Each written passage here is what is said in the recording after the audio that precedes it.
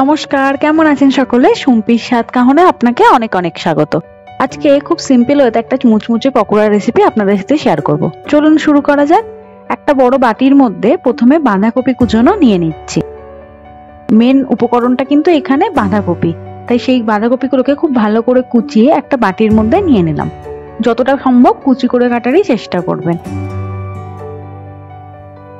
বাঁধাকপি যেহেতু খুব শক্ত সবজি, আমি এখানে সেদ্ধ করিনি, তাই সামান্য একটুখানি নুন দিয়ে এটাকে আগে খুব ভালো করে মেখে নেব। তাহলে এটা থেকে এক্সট্রা জল বেরোবে, সেই জলটাকে আমি বাদ দিয়ে দেবো। তাহলে কিন্তু পকোড়াটা খুব মুচমুচে খেতে হবে। এরকম ছোট ছোট টিপস অ্যান্ড ট্রিক্সের জন্য চ্যানেলটিকে অবশ্যই ফলো করুন।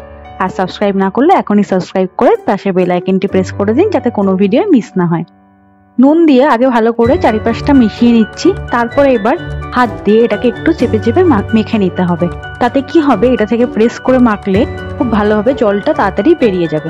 মোটামুটি 2 থেকে 3 মিনিট এরকম করে মাখার পরে কিন্তু এটা খুব নরম হয়ে যাবে আর পরিমাণও কম হয়ে যাবে। তাই সেইভাবে জলটা চিপে চিপে দেখিয়ে দিচ্ছি যে কতটা পরিমাণ জল বেরোচ্ছে। ঠিক এতটা পরিমাণ জল বেরোবে। তাই এইগুলোকে খুব ভালো করে চিপে জলটাকে থেকে আলাদা করে অন্য আরেকটা বাটির মধ্যে শিফট করে নিতে হবে। এইভাবে আমি জলটাকে এক্সেস করে বার করে দিচ্ছি। তারপরে অন্য একটা বাটিতে বাঁধাকপিটাকে শিফট করে নিচ্ছি।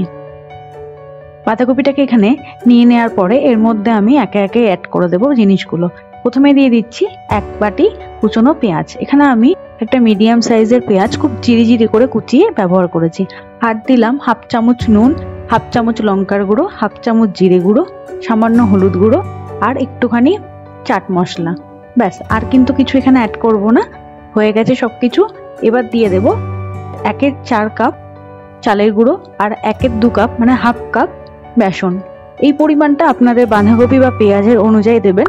পেঁয়াজ যতটা বাঁধাকপি তার থেকে দ্বিগুণ নিতে হবে। আর চালের গুঁড়ো আর বেসনটা এমনভাবে নিতে হবে যাতে এটাকে খুব ভালোভাবে বাইন্ডিং করতে সাহায্য করে। আর বেসন আর চালের গুঁড়োর পরিমাণটাও কিন্তু অর্ধেক অর্ধেক হবে। চালের গুঁড়োর থেকে দ্বিগুণ পরিমাণে বেসনটা। এবার খুব ভালো করে মেখে নিচ্ছি। এরকম ভাবে হাত দিয়ে একটু রোলে রোলে মেখে নিতে হবে, তাহলে কিন্তু এটার বাইন্ডিংটা খুব ভালো আসবে। পেঁয়াজ থেকে এক্সেস জলে এটাকে একটা বাইন্ড করতে সুবিধা করবে। তাই জন্য এখানে আমি আর খুব ভালোভাবে জল দেওয়ার কোনো প্রয়োজন নেই। একটু ভালো করে মেখে নিলে কিন্তু খুব ভালোভাবে পকোড়ার সাইজে তৈরি করে নেওয়া যাবে। এই যে ঠিক এরকম ভাবে তৈরি করে নিয়ে এবার একে একে ভেজে নিতে হবে। এটাকে কিন্তু ইনস্ট্যান্ট ভাজতে হবে, রেখে দিলে এটা থেকে আবার জল ছেড়ে যাবে। এখন আবার বেসন বা চালের গুঁড়ো অ্যাড করতে হবে। এবার আমি কড়াইয়ে তেল বসিয়ে মিডিয়াম ফ্লেমে গরম করে এগুলোকে পকোড়া করে ভেজে নিচ্ছি। দেখুন কত তাড়াতাড়ি এটাকে বাইন্ডিং করে দিয়ে দিলাম আর কত ভালোভাবে পকোড়ার সাইজে এটা বাইন্ডিং হয়েও গেছে। তাই এক্সেস জল বা কিচ্ছু দেওয়ার দরকার নেই। কোনো রকম বেকিং সোডা, খাবার সোডা কিচ্ছু ইউজ না করে কত মুচমুচে পকোড়া এইভাবে বানানো যায় সেটা একদম স্কিপ না করে পুরোটা দেখতে থাকুন। 2 মিনিট হয়ে যাওয়ার পরে পকোড়াগুলোকে আমি আবার একটুখানি উল্টে দিচ্ছি। গ্যাসের ফ্লেম কিন্তু লো টু মিডিয়ামে রাখতে হবে, নইলে কিন্তু এটা চট করে কালার এসে যাবে, তখন ভালো লাগবে না। ঠিক এরকম হালকা হালকা করে ভেজে নিতে হবে।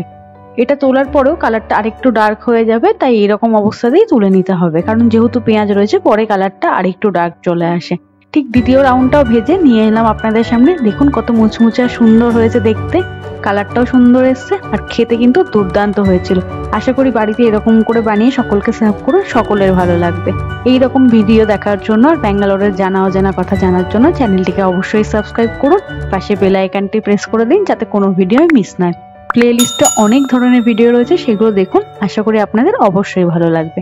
আজকের ভিডিওটা এই পর্যন্তই। দেখা হচ্ছে পরের ভিডিওতে। সকলে ভালো থাকবেন। Thank you.